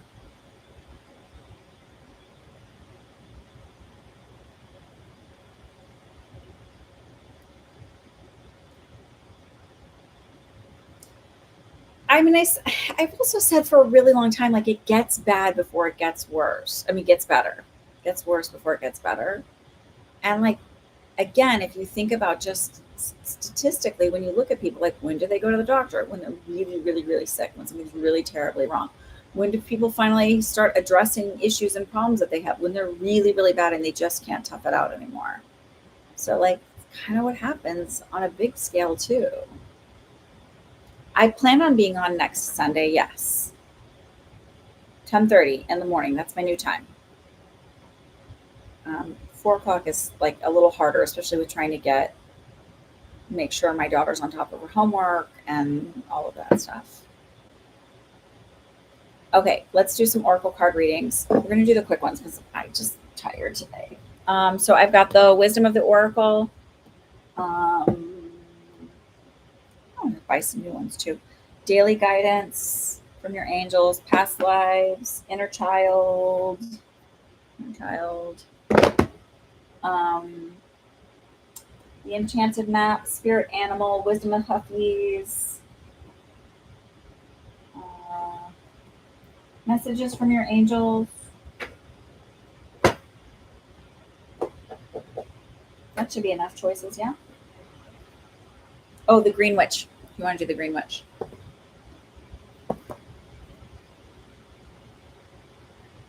Okay, Misty wants the Wisdom of the Oracle. Okay. Misty's up first. Nicola wants Wisdom of the Oracle. You got it? No, I don't want to pick for you. I don't want to have to think. I don't want to have to connect into that. That's why these are free, because I don't have to do anything other than the only intuition I use on them is, when should I cut? How many times should I shuffle? These are my lazy readings. That's why they're free. Don't make me work for them.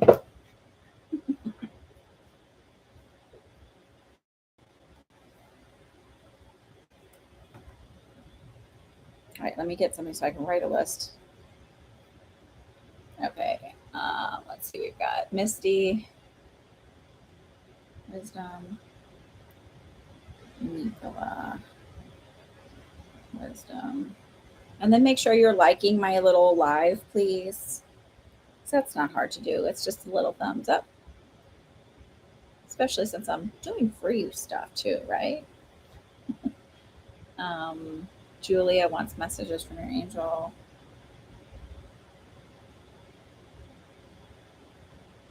Same with Katrina and Tammy. Katrina, okay, never mind. I knew what you meant. Okay.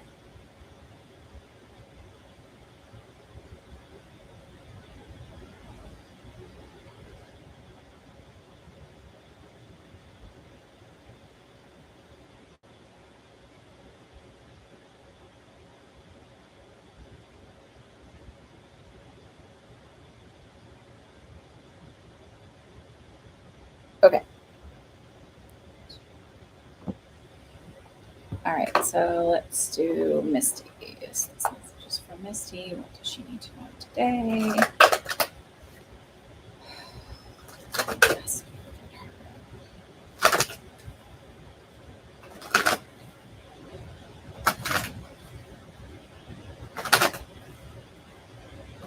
I know that your energy is all over the place in making decisions just by doing the shuffle because it's going back and forth. Like, do this one. No, stop here. I'm like, Misty, make a decision. All right, you got number 11. Buy the book. I thought that was funny. Sorry. Okay, Kristen wants. Which angels one do you want? The messages from the angel or daily guidance?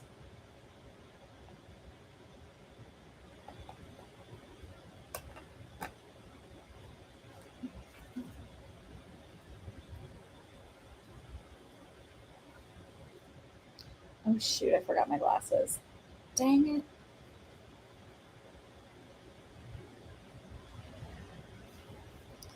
All right, buy the book. Essential meaning: abiding by social rules, conformity, respecting cultural and family customs, universal laws.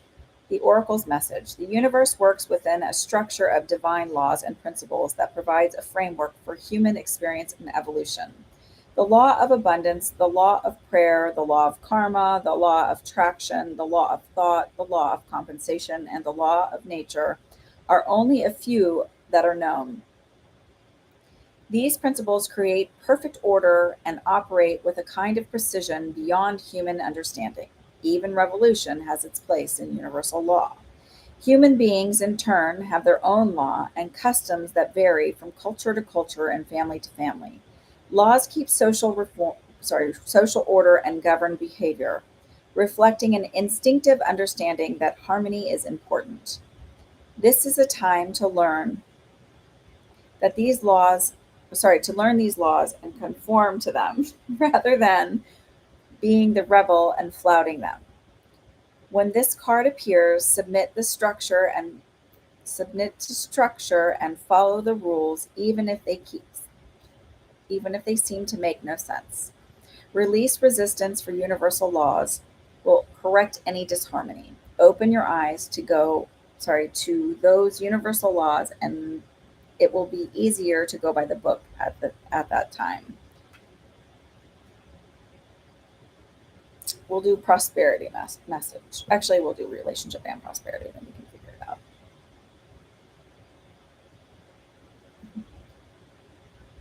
Getting along with others entails understanding and respecting who they have become as a result of their environment, culture, and experience. Find the middle ground that allows the relationship to flourish while honoring the individuality in the other person. Play things by the book instead of trying to break the rules or pressure others to conform to the way you want them to. Your connection will deepen as a result. Prosperity message. That sounds so boring. Well, I don't know what to tell you. Maybe you need to hear this. At this time, you can expect a return on your investment. Whatever you have pursued, be it a dream you've long cherished, or skill you've cultivated, or a service you're called to. Sorry. Also, it's okay to be boring sometimes.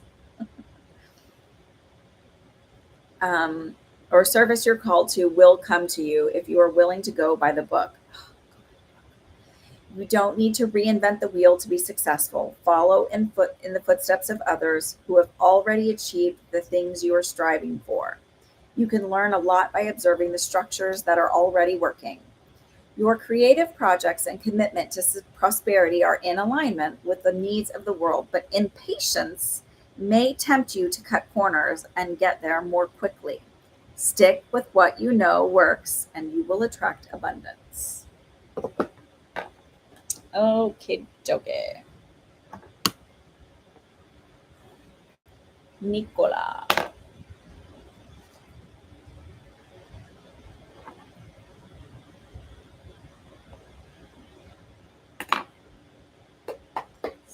What is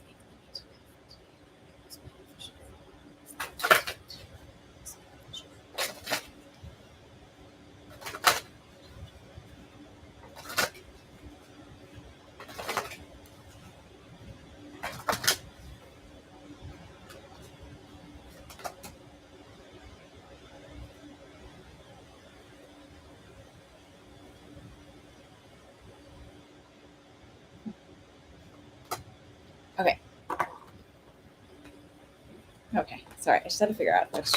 Anyways, okay, this one is a change in the wind. It's a long story why I was struggling with that one, but whatever. A change in the wind.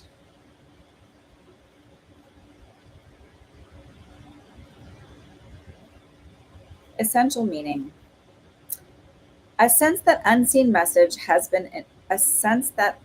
change has been initiated. Preparation for a storm, awareness that your plans are not on firm ground, feeling a shift, uncertainty about which direction the winds will blow. The oracle's message. It's human nature to yearn for certainty and resist change, to want the world to remain consistent like zebra's stripes. Yet nothing in human experience is black and white, nor will anything remain static. The one thing guaranteed is change.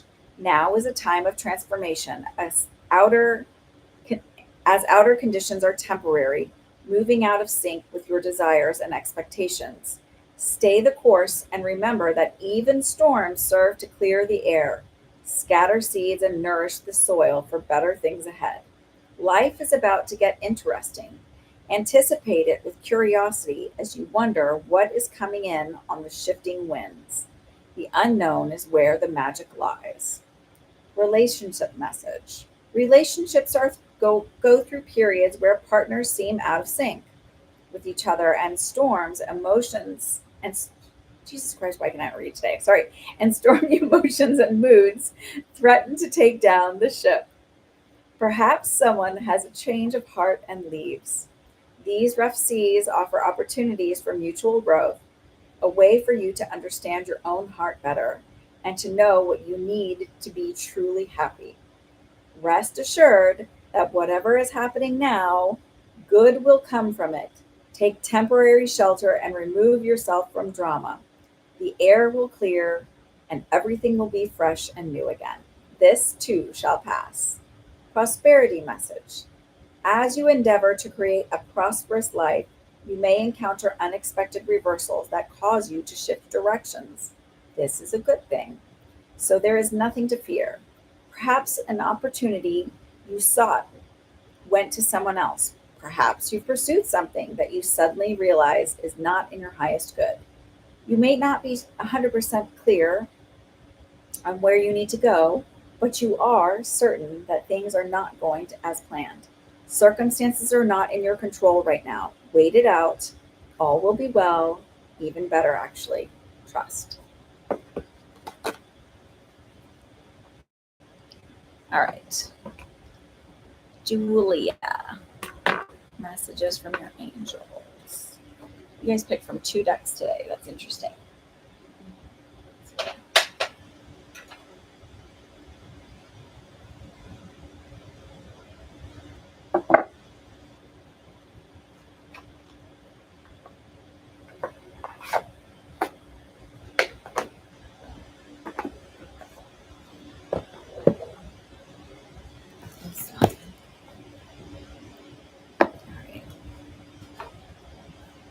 Who is with Julia this week? Who should she call on this week? You're welcome, Nicola.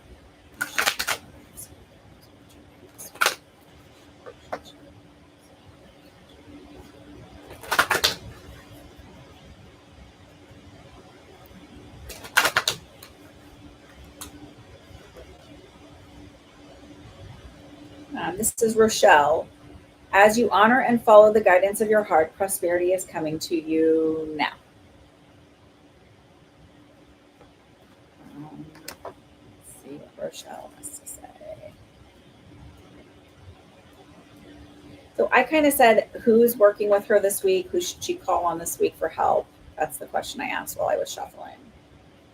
Okay. Additional message. You are fully supported by heaven, and we have heard your prayers for financial support. Be assured that we see money as a symbol of the abundant supply that God provides to all of his children. The earthly negativity surrounding money comes from human minds alone. In heaven, we see money as the energy of exchange. We know that you need material essentials like any loving parent. God wants his children to be comfortable, safe, and happy. This is what one of the reasons why he sends your guardian angels.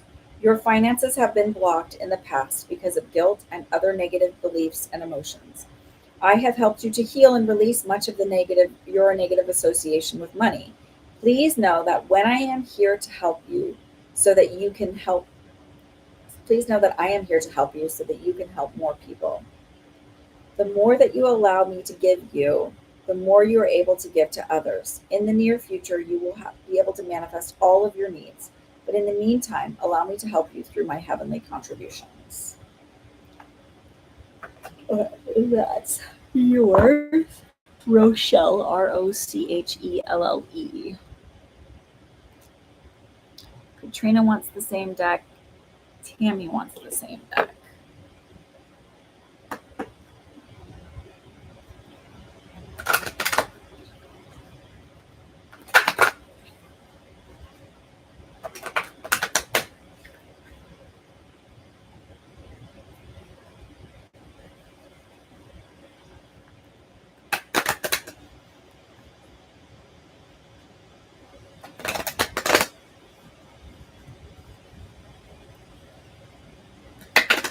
Okay, sorry. I was like, can I cut it now? They're like, no, one more. I'm like, okay.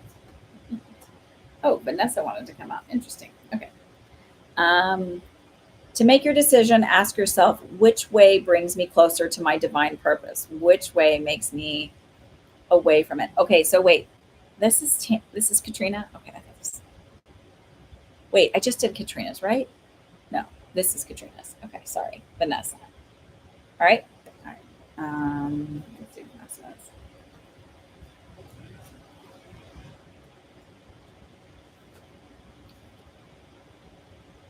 Should I go this way or that? You wonder.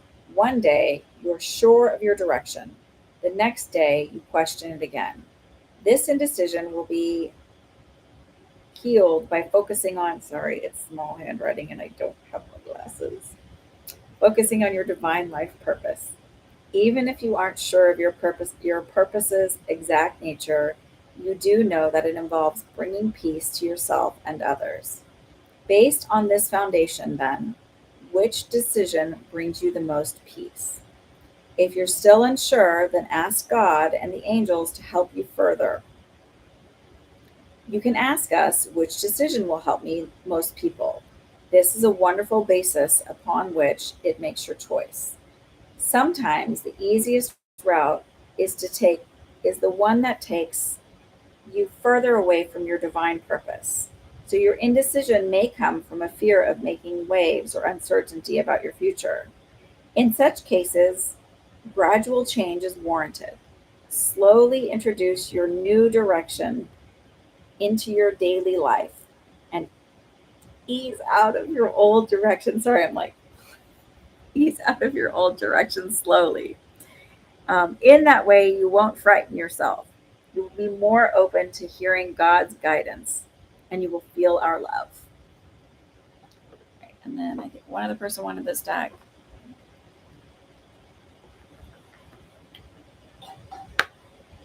Oh no, this is Tammy, yeah.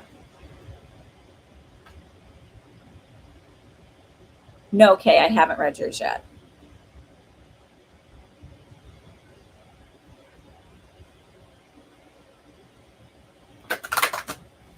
This one is for Tammy.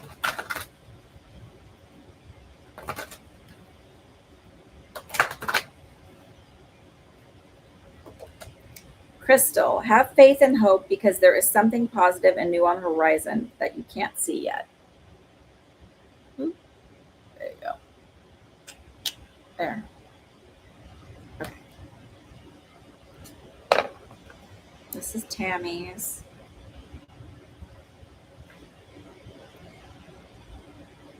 The seeds that you have planted are beginning to sprout results. You may not even be aware of these results. Since they are in their infancy, now is the most important. Now is more important since they are in. God dang it! Sorry. Now they are. Now it is more important than ever to stay positive and to hold a clear vision of your desire and intention. Avoid skeptics or those with negative mindsets. Daily action, even if it only consists of baby steps, toward the fruition of your dream. Toward the fruition of your dream, the action, even if only this sentence doesn't make sense, of your dream is essential. Daily steps towards a dream, whatever. Baby steps, lady, baby steps. A phone call, a letter, or reading relevant material will keep the energy of your manifestation at a high level. Every day, positively affirm that you have already achieved or exceeded your dream. And most important, ask your angelic assistance every step of the way. Can I just tell you while I was thinking this, I wanted to be like, Tammy, just see this damn house being sold. See it like perfection. And as you're moving through, getting it like ready, like, should I, shouldn't I, what should it look like? Just like sort of ask your guides to guide you to naturally, intuitively know what to get for that person that's going to come in and buy this place. That's what I feel. And so I thought it was interesting that you got that card. Okay. Kay, you're getting wisdom of the oracles, and then we go back to this deck for the last two, Lydia and Kristen.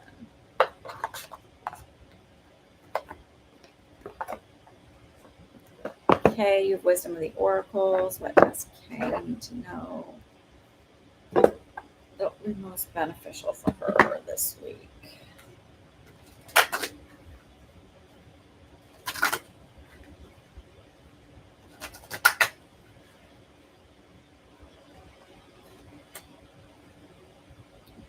Oh wait, did you hear the one that was buy the book? I'm not kidding. I'm going to shuffle it again. What does Kay need to know this week? Basically, stop trying to skirt it and do something special. Just do what works. Do what you know works. Let me pull a different one. That's really funny because this deck has been shuffled. What does Kay need to know this week? If I pull that same card, I swear to God. Okay, I was like, I want to see. Message in a bottle, 15. So that's because I'm not rereading that one. But stop feeling like you got to do something special. It's just do what you know works. Get it done. Essential meaning, communication, a sign, a Cledon, the ancient name for spontaneous oracle delivered innocently by the speaker, pointing the way to your highest good. The oracle's message. Spirit sends you signs when you ask for them, when you believe you will receive them, and when you allow yourself to become fluent in the language of symbols, oracles, and omens. They may come to you as a bird flying by, a logo on a truck, or a song on the radio. Expect confirmation that you're pointing in the right direction. Keep your ears open, for someone might say just the right thing that will give you the answer to your query. Today, your message is this: Spirit hears you, and the reply is favorable. Relationship message. You can expect someone to favor you with positive news. This could be in the form of a letter, phone call, or email. You are the intended receiver of this message. So stay open to what you learn. Only good will come of it in the end. The signs are all there. Prosperity message. You are on target with your purpose and your passion. You are coming into alignment with your destiny, and spirits want you to know that you're on the right track. Expect a call, a new opportunity, or a message from an old friend or business contact that will lead you closer to your dreams and greatest desires. Spirit has been listening to you. I know I need a nap. Thank you. See you, Tammy. Okay, and I think the last two, Lydia and Kristen, are messages from your angels. Let me put these back over here, just off that table. Oops.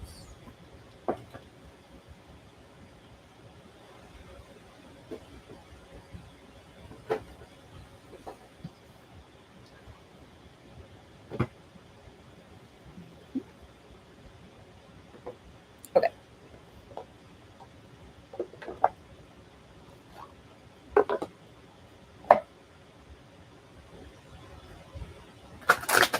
Okay, this is for Lydia. Which angel should Lydia be working with this week? That would be most beneficial for her.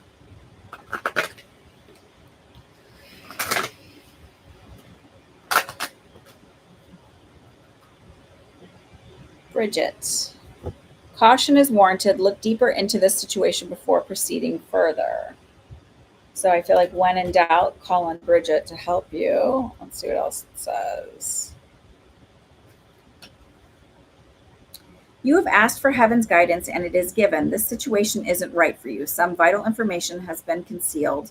So you will need to dig deeper and ask more questions of those involved. Trust your gut feelings since that is how I communicate with you. Please don't worry that this situation is the only opportunity available to you. It isn't. There is something better waiting for you. But first you will have to free yourself. Remember that nature abhors a vacuum. So you must create a vacuum. And then the new situation will reveal itself. Clearly, it takes courage and faith to leave a situation that you have a vested interest in. You may feel disappointed and betrayed that is why you must call upon me and your other angels to help you stay strong and true to yourself. You deserve situations that are aligned with you, and you don't have to settle for anything less. I could take that one too. Just kidding. All right, that's Lydia's. Kristen, you are last, but certainly not least. Kristen, who does Kristen need to call upon this week to be beneficial and helpful for her?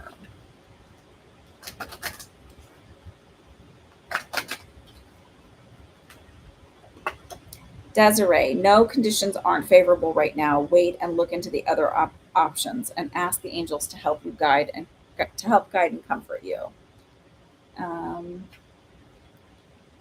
There is a reason why you ask heaven's opinion about this situation. In your heart, you knew that something was amiss.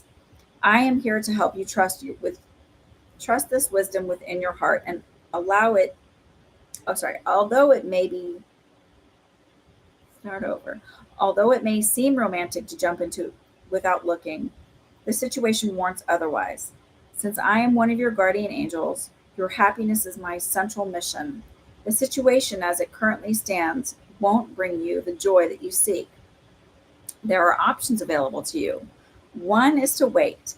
This will certainly improve your outlook, either because you will learn more information or because something better may come along. The second option is to go ahead with the current situation. You certainly have the free will to do so. Be assured that I will stay with you whether you heed my caution or not. If you fall into a situation where you need my rescue, I will be there with my unconditional love. Each time that you listen to me and each time that you ignore me, you grow and learn. All right, that is it. I'm going to go take a nap. We'll see y'all next week. Have a good one.